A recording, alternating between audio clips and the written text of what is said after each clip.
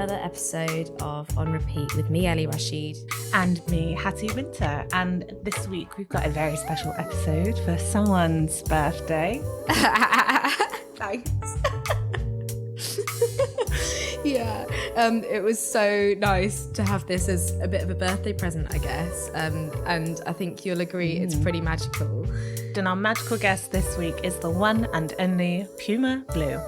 So from cosmic conversations and musical mystery to discussing being on stage versus live stream culture, we enter the rich, dreamy world of singer-songwriter, producer, and multi-instrumentalist Puma Blue, aka Jacob Allen. Yes, we are talking to the lovely Puma Blue, and his music has been described as a union between Jay Dilla-influenced grooves with pure silky vocals similar to that of Chet Baker, inspired by an eclectic mix with the likes of Jeff Buckley, D'Angelo Bjork and Radiohead, which are some amazing influences, I think. Definitely.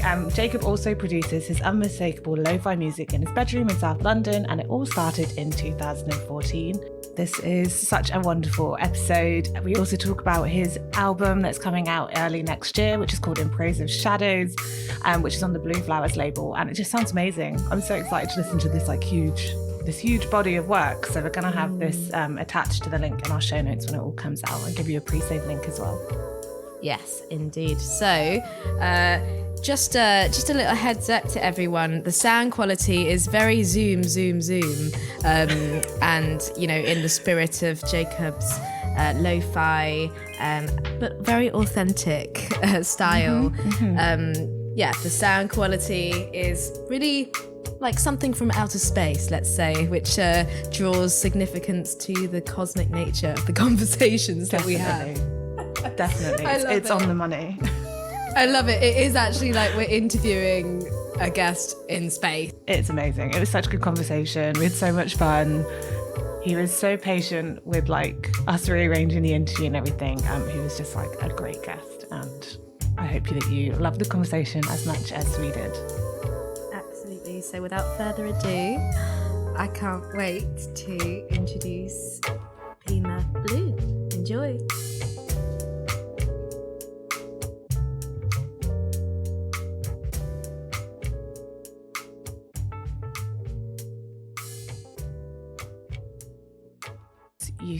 You released music in like 2014, I think your first kind of on SoundCloud. Well researched.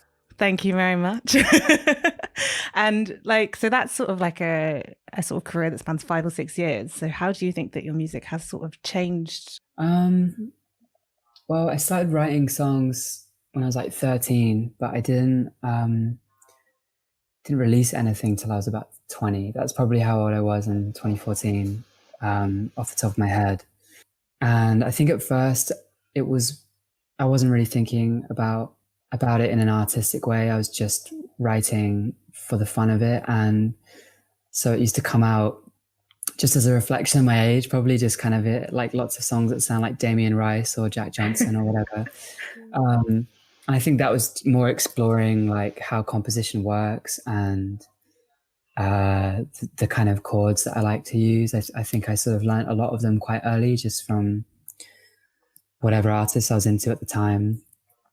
Just people like John Mayer, who maybe stylistically now there's like not really a trace of it left, but in terms of the types of harmony I was attracted to, I think that really got embedded into my playing early on. And then went to music college and sort of learned how to produce. And I guess that's when there was an element of focus finally, like more of a refined thing. And yes, coming out of college, it was all about like trying to get a band together. So actually for a while, it was a little bit like grungy. And then in a way, it kind of just circled round. It just became a bit more like soulful again and a bit more jazz influenced again. And so the first stuff I actually ended up releasing, in a weird way, it was the closest I'd been in years to the first music that I ever made.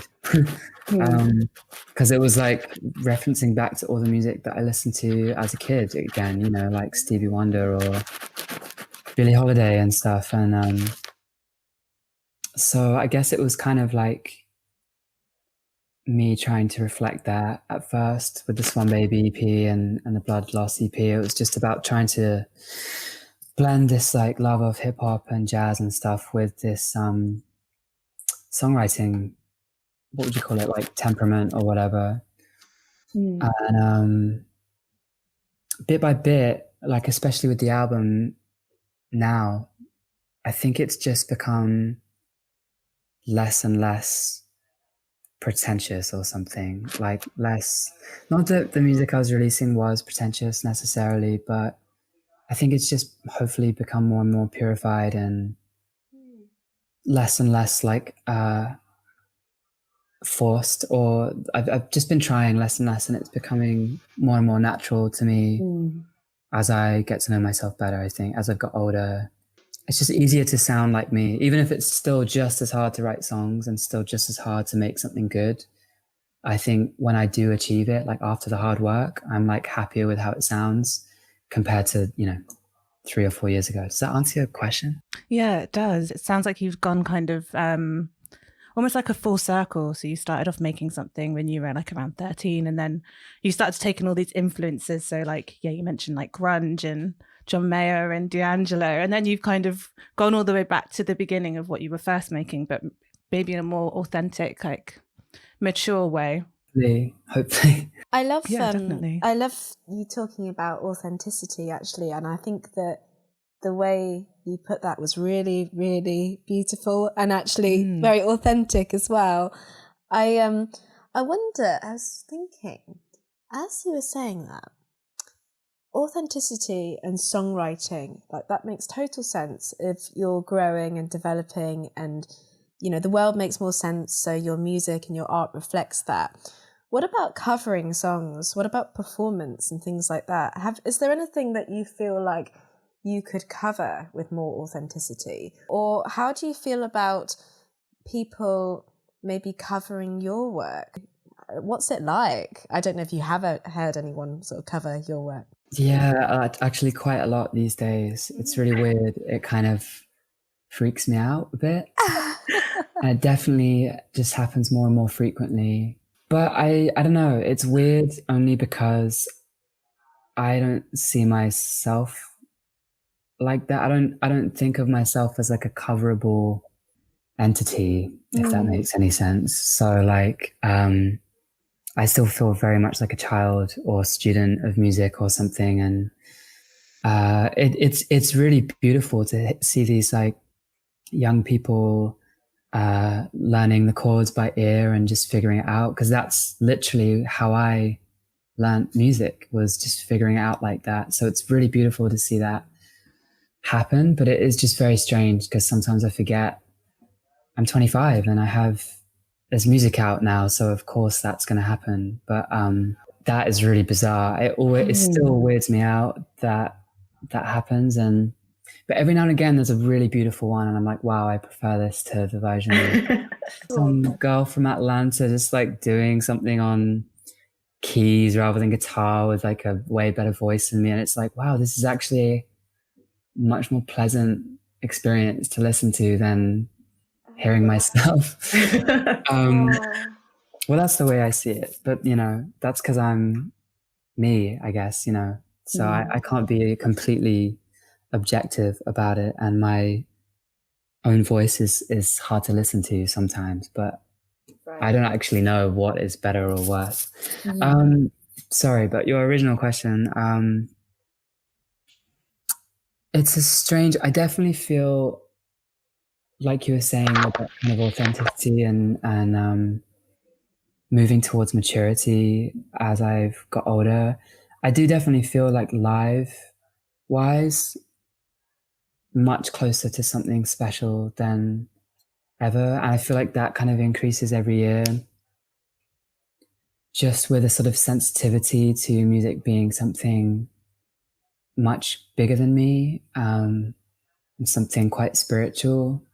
I think in a way you understand a lot of this when you're a child, right? You kind of look at the world like that. And just in a kind of open way, and your imagination runs really free, and stuff like music and you'll both understand this because you've got like art backgrounds, but something like music or film, that feels very abstract to you in a way that you don't even know what abstract is yet. But as a child, it's just shapes and colors and sounds, and you do a lot more visualization in your mind rather than actually thinking of, like when I listen to music now, it's just automatic analysis. Not in a way that kills it for me, but I can't help but think about like what the bass is doing, or oh, that was a nice like chord change, and like why was it nice? Because it worked in this certain theory way, but you don't think about any of that as a kid. So I think live music and in a way, when I was a kid, that felt a lot more special and magical and in the moment for a while, compared to when I was like 21 and thinking really hard about my performances. Whereas now I think, again, with this circle idea, I've come a bit closer again to really experiencing like just a true musical experience on stage. And I think that's been a really amazing thing that I've missed this year in the lockdown, is just last year being on stage. It really felt like communication or speaking a language. It felt like a very fluent kind of beautiful act, especially like with that interaction within the band. It just kind of feels seamless and fluent, and you don't even have to think about it. So that's definitely changed. I think this sort of deeper connection or understanding of the world, but it's almost through like understanding it less and less and letting go of the steering wheel a little bit more, and just letting the music kind of dictate itself to you.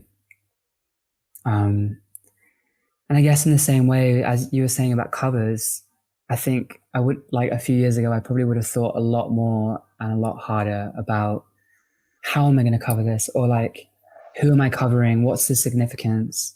And art school teaches you to think that way, right? Like to be really, everything's got to have an explanation. Otherwise it's just like, it's not a painting, it's just a mess. But if it has like a really, but if you can explain it, then they give you the full marks, even if the work is really weird. So I think for a while I've been really thinking about like, why do I sound this way, or why am I doing the things I'm doing? And that was definitely an important part, of my identity, was figuring out like, am I just kind of on autopilot, or am I making these decisions for myself? And I think now that I've understood why I'm making those decisions, and I'm not trying to like overthink it anymore, I think the way I'd cover something now would be a lot more instinctive, and just going on my gut, and just, not thinking too hard about it, just going on, why am I covering this song? Like, because I just feel like I should, or why am I singing that way, or how true am I going to be to the original? It would all just be based on like how I feel in the moment, rather than just kind of being super, what's the word? Like cerebral about it, kind of. Yeah, exactly. Like academic or something. Yeah.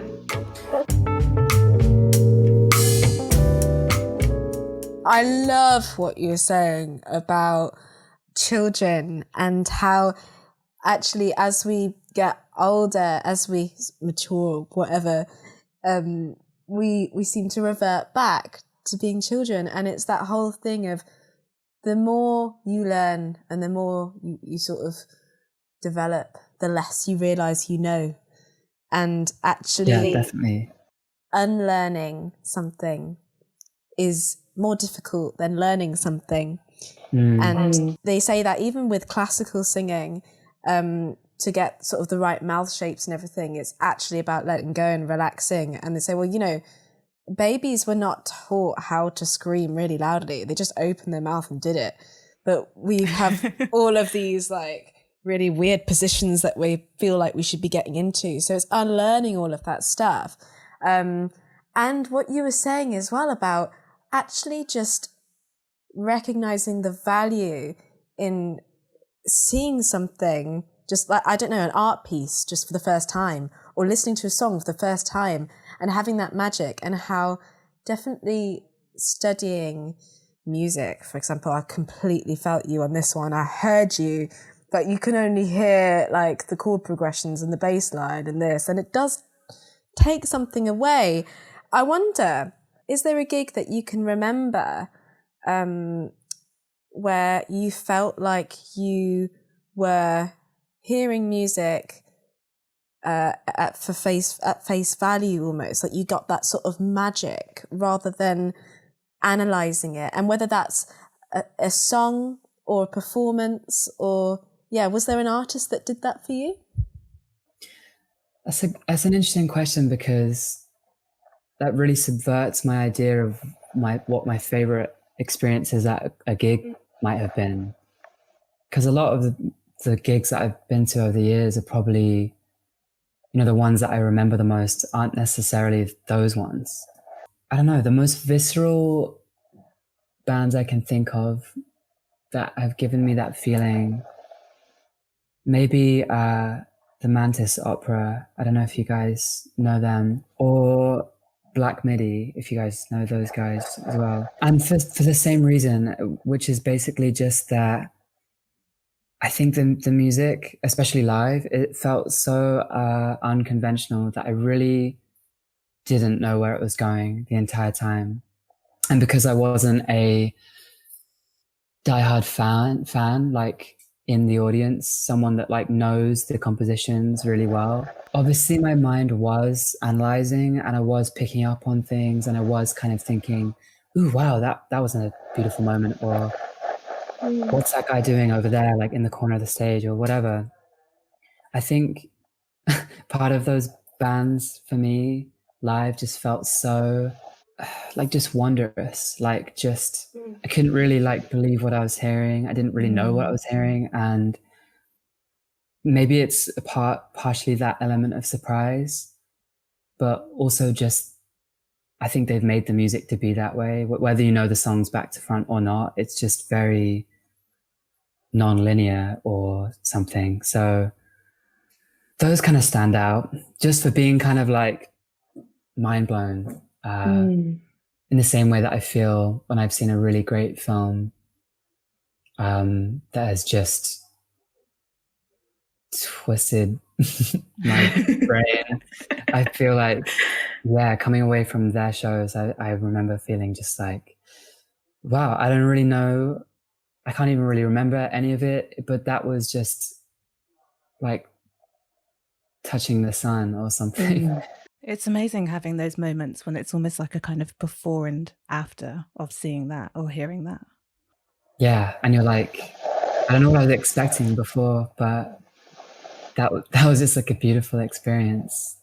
But then in the same way, and this is a really like contrasting comparison, but I managed to see Radiohead, and I'm sorry, these are all like mostly white, just rock bands, quite similar in that regard. But I got to see Radiohead at Glastonbury. That was kind of the main reason I wanted to go. And I know their music so well, such a sort of deep personal connection to their albums. So it shouldn't have felt so abstract, but it just did, because I think I just was able to really let go, and thankfully didn't spend the whole gig kind of picking it apart or watching it through a camera or something. I just kind of, and maybe part of it was not having a very good view. I was like really far back. And at first I was like, shit, I could have maybe rocked up here. I could have missed Anderson .Paak and just got here like 2 hours. Anderson .Paak's amazing. No, and he was in like a onesie and like a bodysuit which had the album printed over and over again on it. And he was just so full of energy. So I don't regret seeing him. But I got there at the time, I was kind of like, oh no, I've got a really bad view. But then it ended up being good, because I couldn't really like watch the boys. I couldn't really like study it like a musician would study a artist or a singer or whatever. I just had to kind of like be there and experience it as this kind of wave of noise coming over like thousands of people. And I think it helped me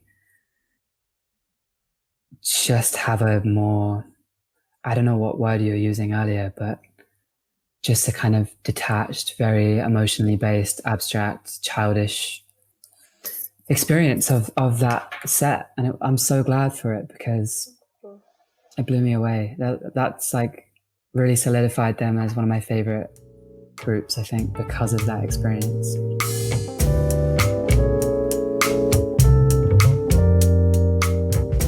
Do you think it's possible to have that kind of experience on screen? I'm just thinking in light of lockdown as well, like live gigs or live streams and things like that. Do you think it's possible to be touched in the same way? I mean, I was listening to Jeff Buckley last night with my girlfriend, and I was trying to show her some Jeff Buckley stuff she didn't really know, because we've never really like listened to Jeff Buckley together before. And I just always assumed she knew him quite well for some reason. And she was like, you know what, like you should show me some of his stuff that you think I'd like. So I put on this little playlist, and this version of Hallelujah came on that I didn't know. And I sort of avoid that song because it feels like a bit of a like bait classic in his repertoire. Yeah, a little bit of a cop out, you know. Yeah. So I don't really listen to that very much, but this was a version of it that I hadn't heard, and it was 11:11 at night on the 11th of November, and we decided to like write a bit of a vision for ourselves for next year, like just on separate phones, just not really even kind of looking at each other's notes, but we just wanted to like take this weirdly cosmic moment to like maybe just write some goals or just kind of manifest some changes in our life. And this playlist was going in the background, and I was just writing some stuff down, and this version of Hallelujah is playing. And I don't know if it was like this kind of ridiculous cosmic moment, or more that Jeff's voice just really caught me off guard because of this version I didn't know and I wasn't expecting. And I just kind of cried a little bit. I wasn't in floods of tears, but I was really overwhelmed with how beautiful he was. Just kind of hit me in a wave. I don't really listen to him as much as I did when I was a teenager, but he's kind of remained this pillar of inspiration. And it'd been a while since I'd gone back and listened to Why. So maybe it was that as well, but I just was like blown away by he just sounded like an angel. And so it does make you think maybe you can have that experience virtually, because it's not like in front of me. Like he's dead, sadly, and this is a recording from like before I was born, and there wasn't even a visual to accompany it. So maybe you can. I feel like I've been quite negative about the live stream culture because it just seems so cold and so takes away a lot of the just literal sonic and spiritual kind of vibrational interaction that you can have in the same space as somebody. But maybe I should be a bit more open-minded, because you know, you can sit and just watch a tiny laptop screen and watch something on Netflix that like makes you like that changes your life. So why shouldn't you be able to have that with music? That story's given me goosebumps because you actually painted that picture so well, and I love a little bit too much of a romantic sometimes. No, I'm taking notes. No, it's really moving. It was so moving. I'm taking notes. The sonic significance thing. I'm thinking, I need to be doing this actually at 11:11. What time is it now? 19. That's all down to my partner. She's amazing at just taking note of moments like that and sort of including me in them. So that's not really me, but yeah, I'm very grateful too.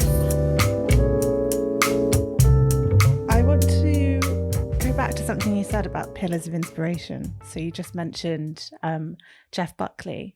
And when I messaged you being like, we don't really have loads of questions planned, what do you want to talk about? And you were like, I'd love to talk about my influences and inspirations because you don't get to talk about them much. So I'd love to hear more about that because I feel like you've mentioned quite a few, in my mind, like seminal artists so far, and I'd love to hear the rest. What does the word seminal mean again? It's not one that I kind of use very often. Like someone can be iconic for like tacky reasons, right? But can someone I guess can only be seminal for like really good reasons? Seminal means strongly influencing later developments. And I think someone like D'Angelo is that. Jay Dilla, I think made huge tidal waves in their time. Like just the influence they had even on their friends and that close circle, and Erykah Badu and the Roots and stuff. I think they sort of started a huge shockwave or butterfly effect or whatever you want to call it, of something really amazing that they just managed to touch on somehow. I guess in a long-standing way, definitely, as I've already mentioned, Jeff Buckley and Radiohead have been just incredibly important to my understanding of music and my finding what I love about music. I think that's kind of the most exciting thing, right? Is when you discover you love something, that's already like a huge, exciting, endless potentiality. You're like, wow, okay, I've realized that I'm super into sport, like, wow, for me. And then you sort of realize, oh, wow, now I get to sort of figure out what sport that is going to define me or whatever. And I think in the same way, realizing you love music can be a really early discovery, but then realizing what it is specifically that you love about music is kind of a never-ending, beautiful journey. And those two just got in very early, kind of, for me. Probably like 15, so already like an avid listener of music, but maybe a little immature in my taste sometimes. And I discovered them when I was still at school, and I think it was just something about their willingness to go to kind of a darker place, still remain really pure and beautiful, and not kind of pessimistic artists, or not spooky for like the sake of the aesthetic of being spooky or anything. I think that really touched me, and that has had a big impact on how I write. How do you kind of, I want to say, like, pay homage to them in your work, or do you kind of not? What do you kind of take from them? Echoing into the future, just kind of trying not to be afraid of dissonance and trying not to be afraid of using darker colors or telling quite dark truths, or at least touching on them. But yeah, not trying to go to like Doomtown. Keep it quite beautiful, or as beautiful as possible. It's funny saying that out loud. It's weird that even matters to me. I've never really realized that before, because I like a lot of ugly music too, you know, like Death Grips, or I can't think of someone else off the top of my head. Even JPEG Mafia sometimes. It's like really just noisy. But I think when I write, I do make an attempt for it to be beautiful. I don't know if that, maybe Freud would have a field day with that, but yeah, I don't know what that is, but that's something that I think they do as well. Also, Björk has been really important to me, but maybe in a more recent way. She's just transcendent. Honestly, like, it seems to have that childlike understanding of music that we were talking about, but in this really wise old way, as if she's been around for thousands of years.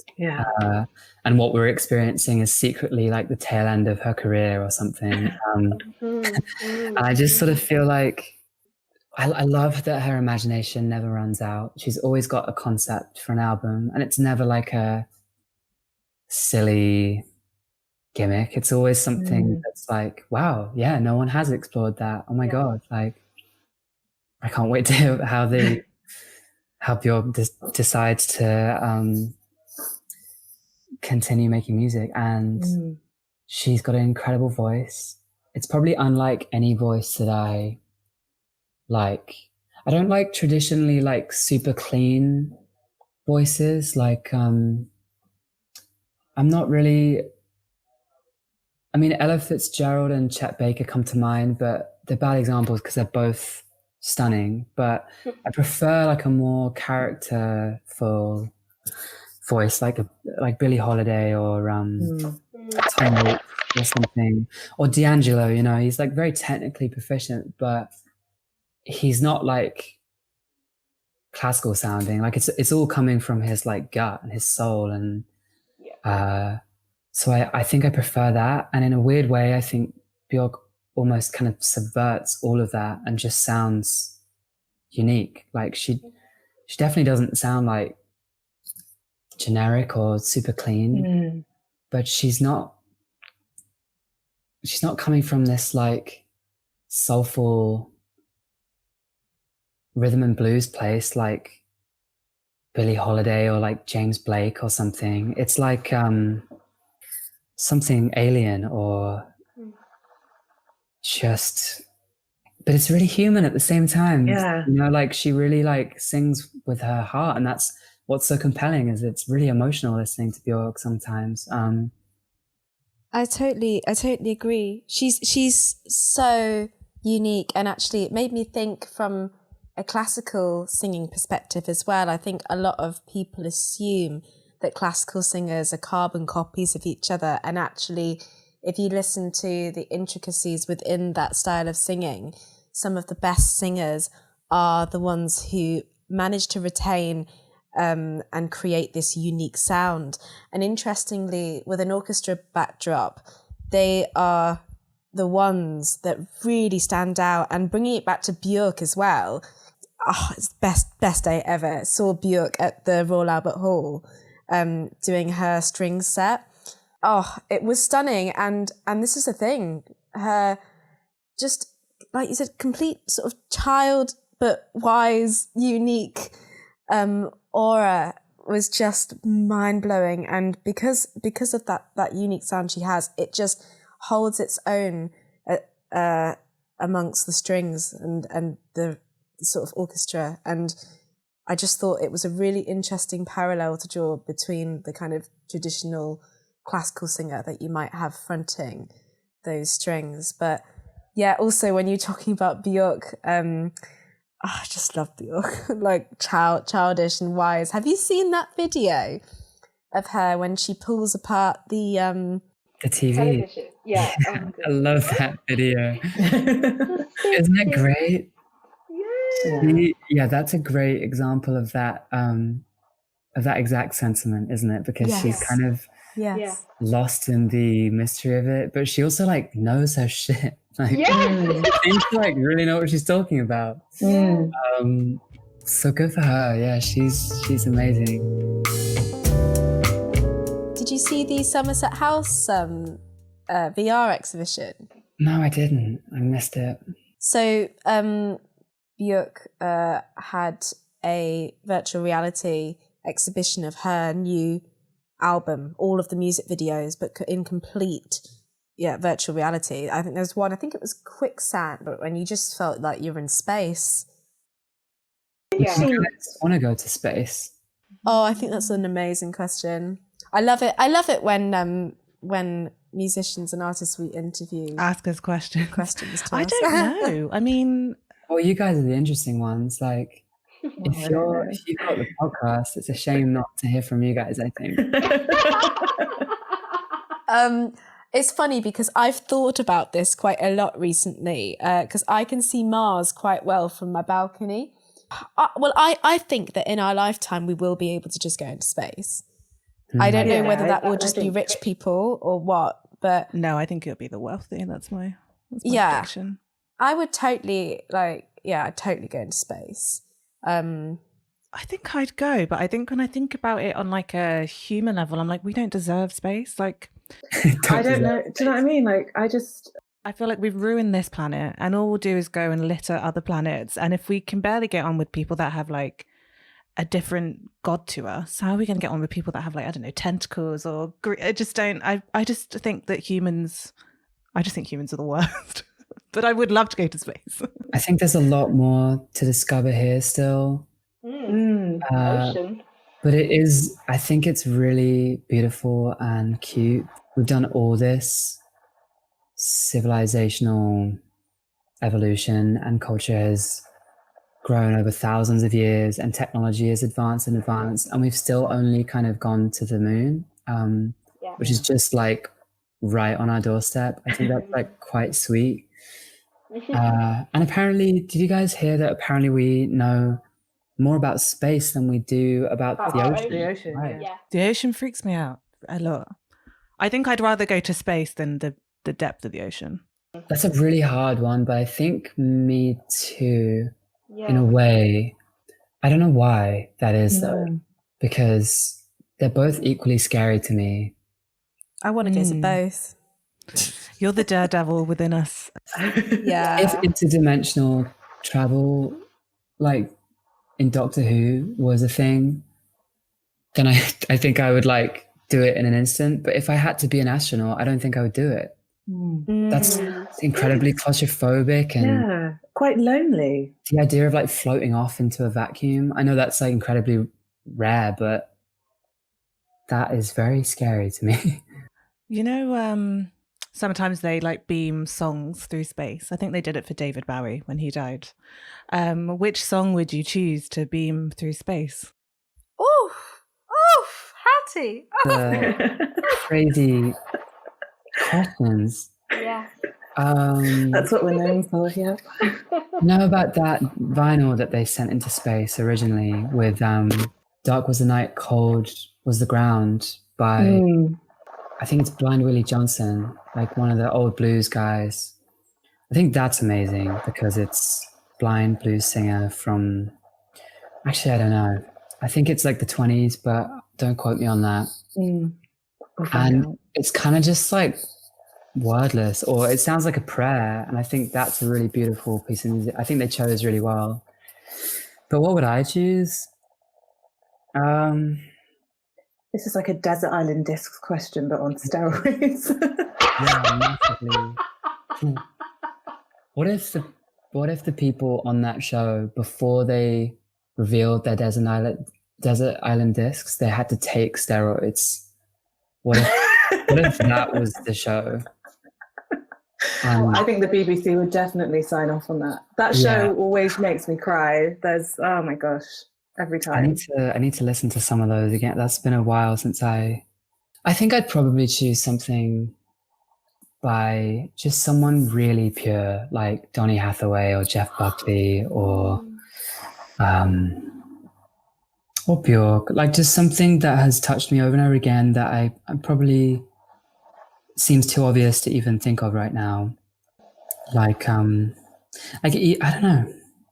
I have to get back to you. I wish I could think of it. I'll try and think of it. And I'll try and say by the end of this podcast. It's a tough question. I wasn't really even expecting like a single answer, because even if I asked myself, like I can't do that. I can't even kind of Desert Island Disc myself. I can't even think of 5 songs. I can only ever narrow it down to 5 albums, which is not allowed. So to pick one song to be beamed through space, I'm not your gal for it.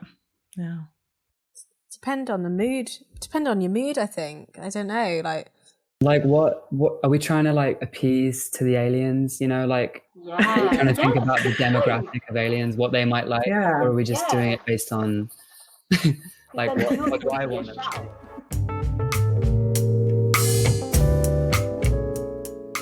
Actually, okay, so moving away from space, I do want to talk about kind of location and area, because you Back down to are earth.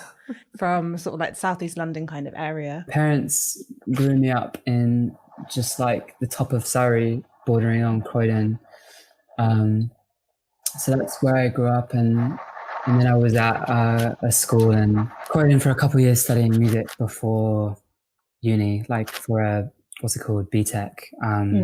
So I don't know, because London was always just like half an hour away on the train. I've always sort of felt like a fringe Londoner, but not really, until I moved to London, I didn't really feel quite like I was a Londoner, like officially. But yeah, sorry, carry on. I interrupted you. No, that's all right. And then I was going to say, and now you're moving to Atlanta.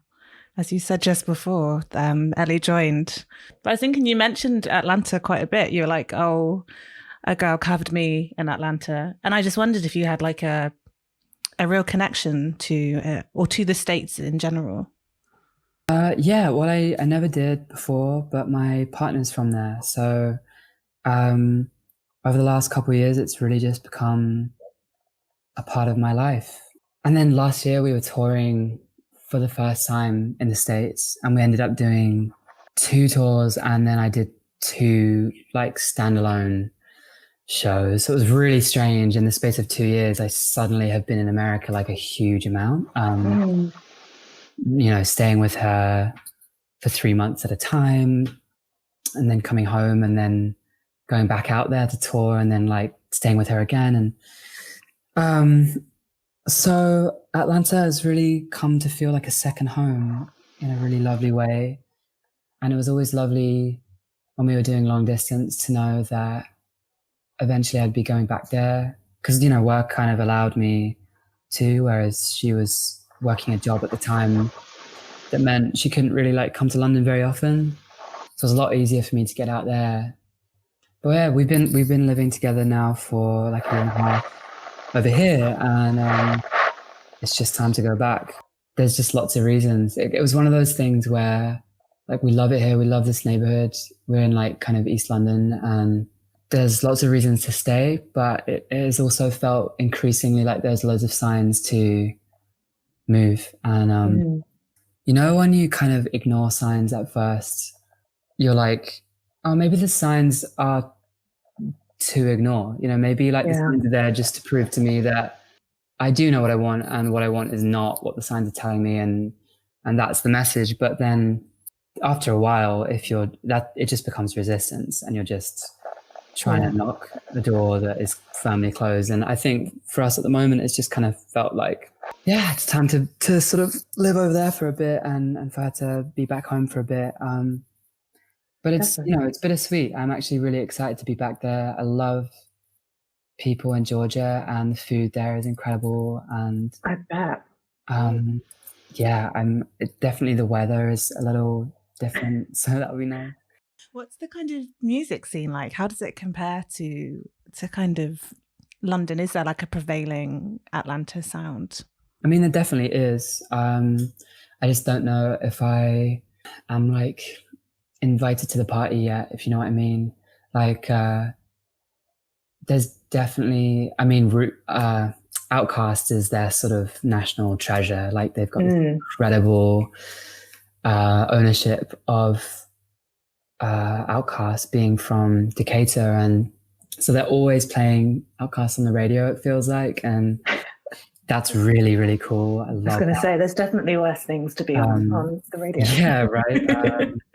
And I think there's a big trap scene in Atlanta as well, but I haven't been there for long enough, and I haven't maybe explored the music scene enough.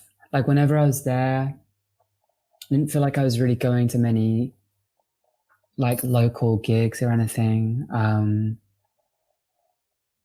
So it'll be interesting to see if there is a bit of a music scene that I maybe come to know. But it's strange, isn't it? Like, when you arrive in an area, it's kind of up to the area to a certain extent to like let you in on where the like secrets are. So like, I think the reason I was able to find that in London was because, from the age of whatever, 16, or maybe even a little bit younger, that's kind of been my surroundings. So I've just kind of, you find those places very naturally, and you find those communities and those nights and those collectives, and that just becomes, and before you know it, you're like a staple of that community, and you're like, oh yeah, like that makes sense because we've all grown up together. But it's different to just kind of find myself plopped down in an Atlanta. I'm sure there's like an established thing there, but I'm going to be a newbie. Make it on the block.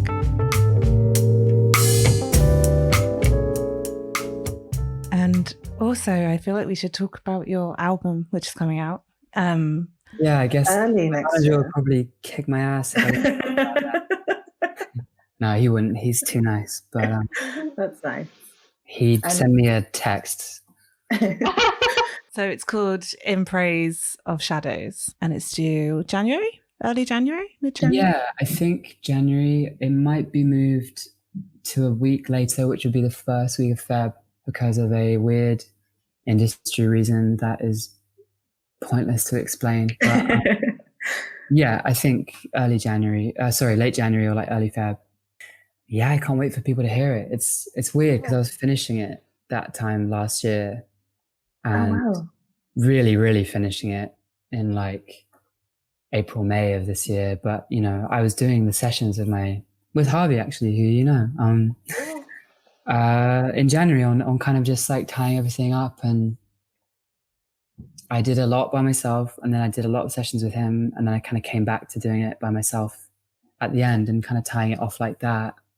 And I can't believe it's going to be a year since all of that it's going to be released. So in a way it feels really exciting because I'm like finally going to be able to share this part of myself that has been very private for the last like 2 to 3 years.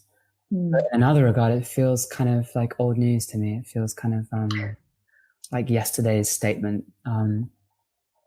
But you know, that's okay. I'm fine with the world being a little step behind where I am in myself, because it gives me a little bit of time to try and get together how I'm going to even articulate how I'm feeling right now, you know? Yeah. I think if I had to articulate in real time, I wouldn't be a very good songwriter.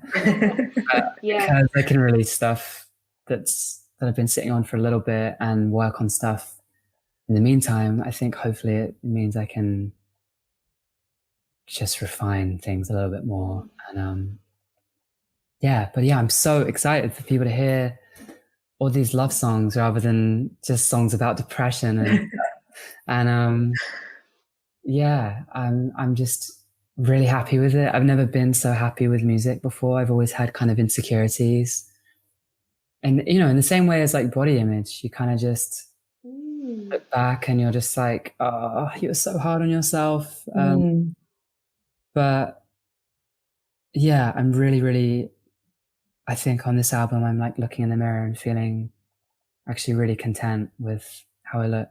If we're sticking with that analogy. And I love that.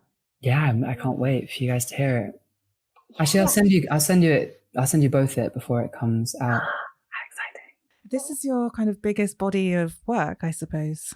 Yeah, 14 songs. Can you believe it? When I finished the last EP, I never thought I'd write another song again. So it's a surprise to me that it's 14. 14. Is that within a year? 14 songs. Within a year that I wrote them in within a year? No. Yeah. I reckon like it's really hard to tell. I reckon at least 4 of them. There's 2 that I know for sure I wrote in like 2014 that I just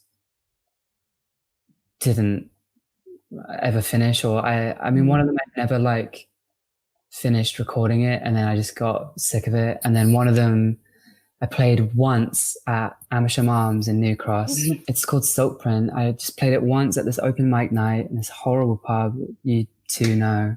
Yeah.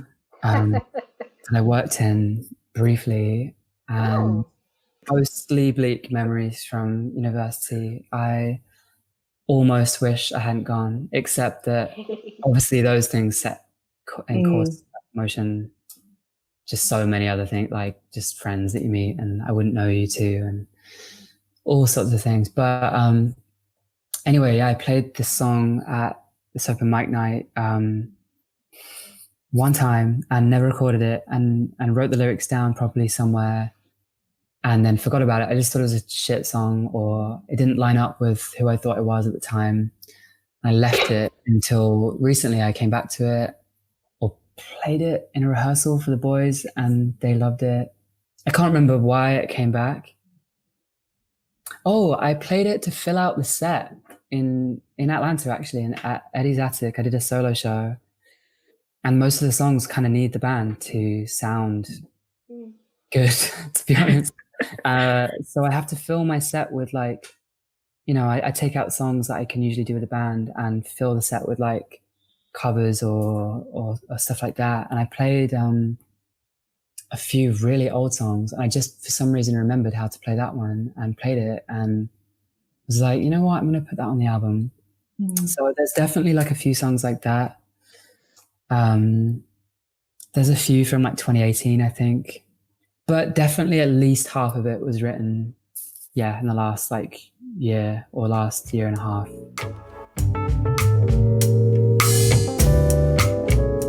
I feel really honored because actually, this is going to be my birthday episode. I mean, not only is it wonderful because you're going to be on it, but also I feel like it's appropriate as we've had a very sort of cosmic conversation, and also because I always associate December with the color blue. Oh, interesting. I wonder why. I don't know why. And I've always thought of your music as blue and pink, and I don't know if that's because Puma is pink and blue is, well, blue. And I just wondered, firstly, how did you find Puma Blue as a name, and what color do you see your music as? Oh, you guys with the questions, great questions. I think the color I see my music as changes a lot, but not like drastically every day. I just mean more like certain eras or phases I've been through have felt like colors, I guess. Like when I was making Swan Baby, I remember seeing a lot of like greeny blue in my head, and making Blood Loss, it felt like a lot of orange and blue. And with this music, it's been a lot of like caramel creams and nude pinks and sort of champagne color, you know.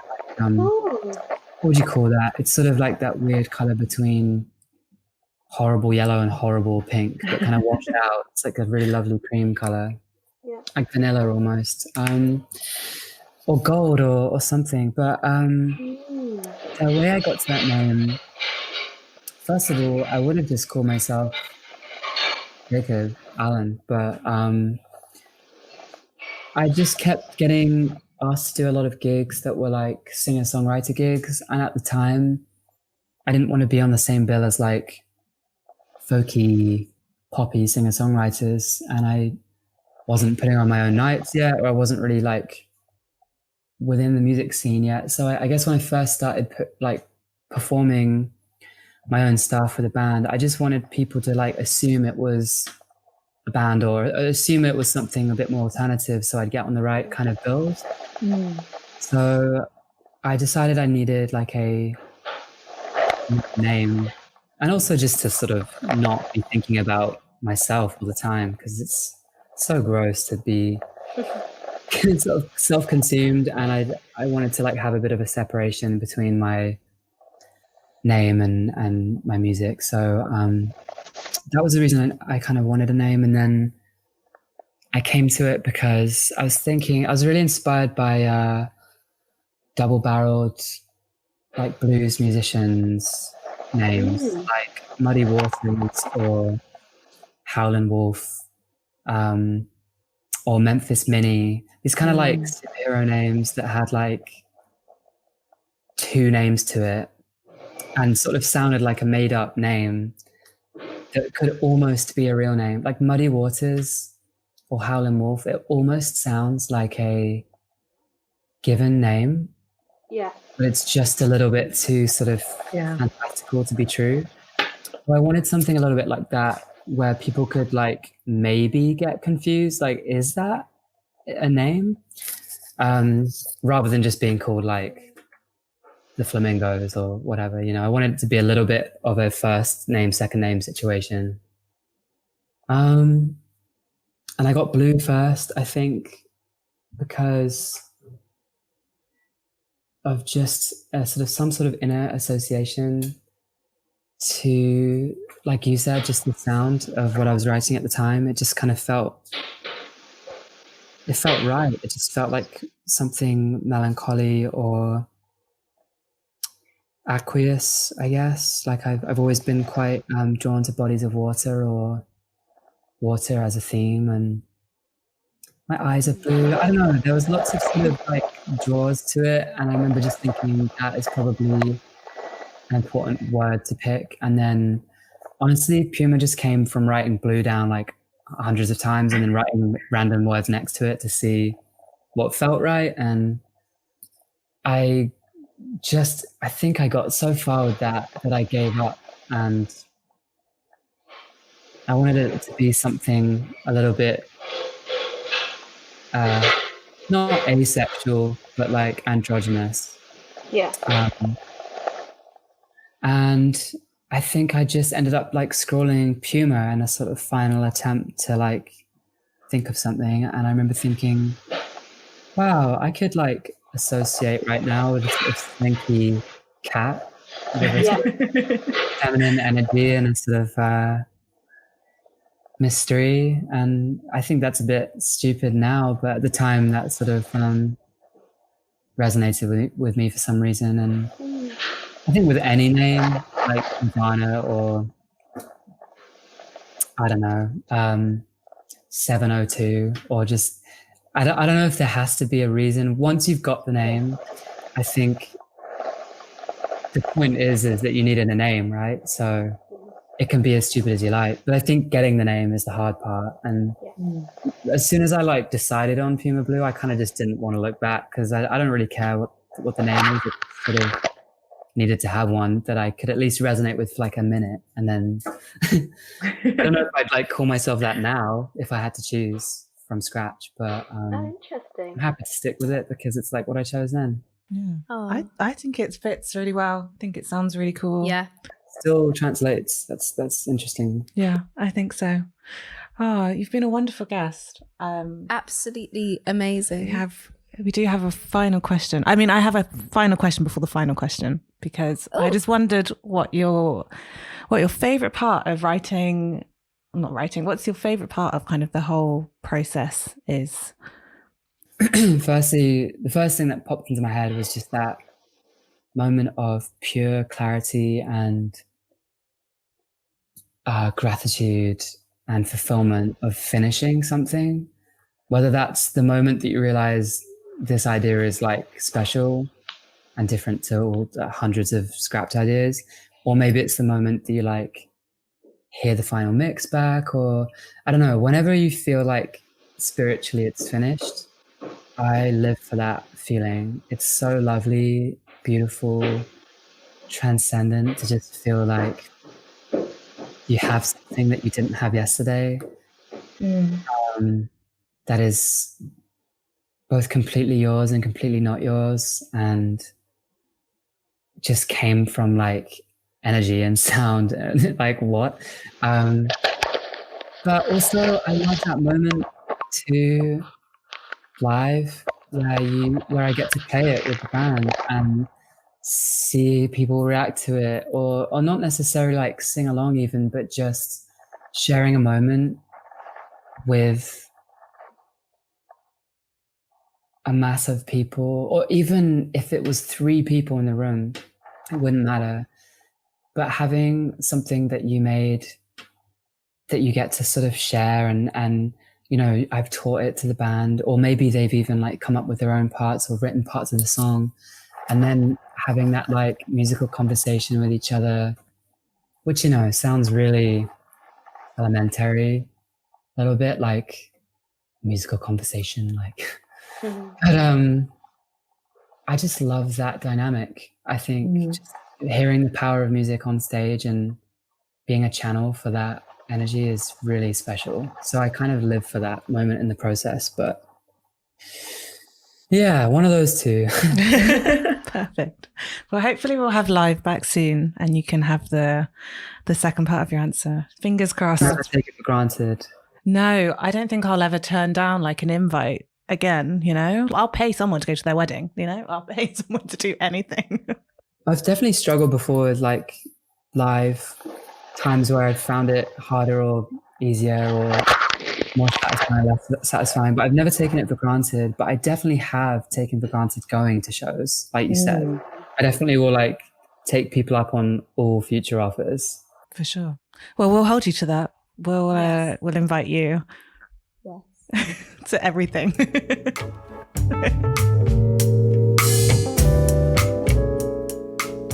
But yeah, thank you for your time. You've been a model guest. We always round off the interview with asking our guests who they are keeping on repeat at the moment. So who are you listening to? What's in your playlist? I actually don't know how to pronounce her artist name, but it's this artist O Jareem. I don't know if I'm saying that right. Let me look how it's spelled real quick. OJERIME. Maybe it's Ojerome. I'm not sure. I've never heard her speak, so I don't know. So sorry if you're listening and you are furious at how I'm pronouncing your name, but she has an amazing EP called Before I Break Down, and it's definitely got like a throwback feeling, but it doesn't rely on it. It's not like 90s throwback music. It just has that kind of in there. And it was produced by one of my favorite musicians, Mansa Brown, who, I don't know if you guys are familiar with him, but he's an incredible guitarist and producer, just from outer space, honestly, like has such a, to bring it back to space. Yeah. Can't seem to get away from this weird topic of space. But they worked on it together, and she just has this amazing, timeless kind of R&B voice, and I love the way she writes, and I love the way they work together.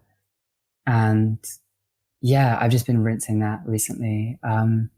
It's kind of just a recent discovery. I think I'm a little bit late to the party, but she's amazing. Would definitely recommend her if you like any of the like current peers of hers from London, but even if you're just into like old school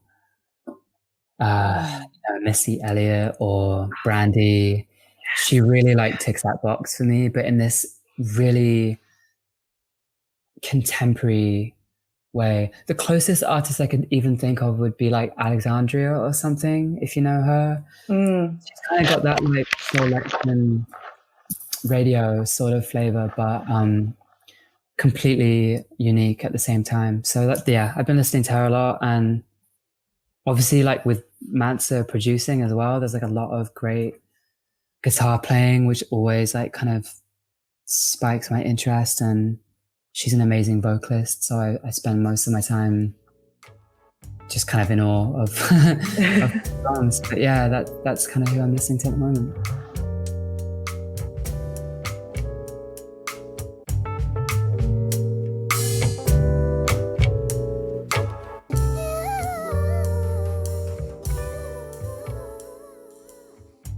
That was possibly the nicest birthday present ever.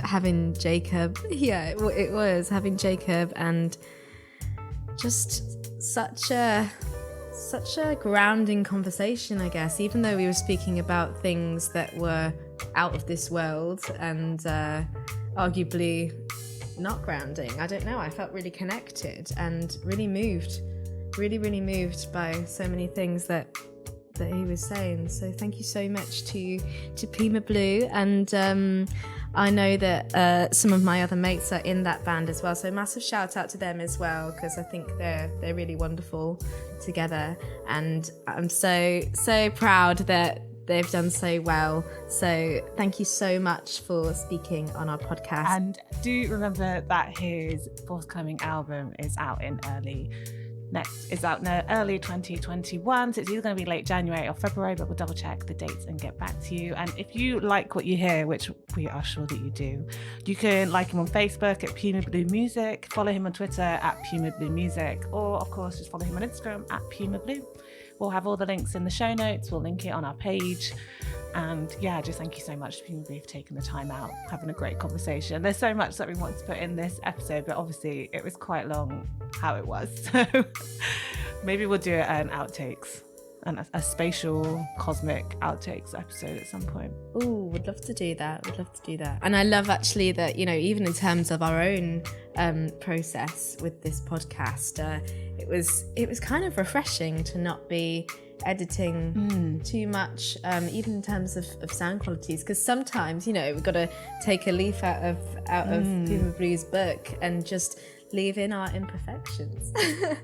Yeah, keep it authentic, you know, like, you know, this is the world we live in. We got to do our remote interviews, and exactly, there's worse things in the world. They really are. Yeah, thank you Jacob from space.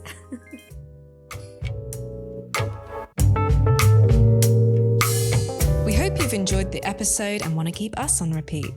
You can follow, subscribe and like us on your podcast platform of choice, and slide into our DMs on Instagram by following us at On Repeat the Podcast. All information will be included in the show notes. On Repeat was made, produced and edited by us, and the theme music is an original piece by Ellie's jazz band Fujiyama and wonderfully resampled by Dee, the producer for the podcast. All of our guests give us permission to use their music. Thanks again for listening, and don't forget to keep it on repeat.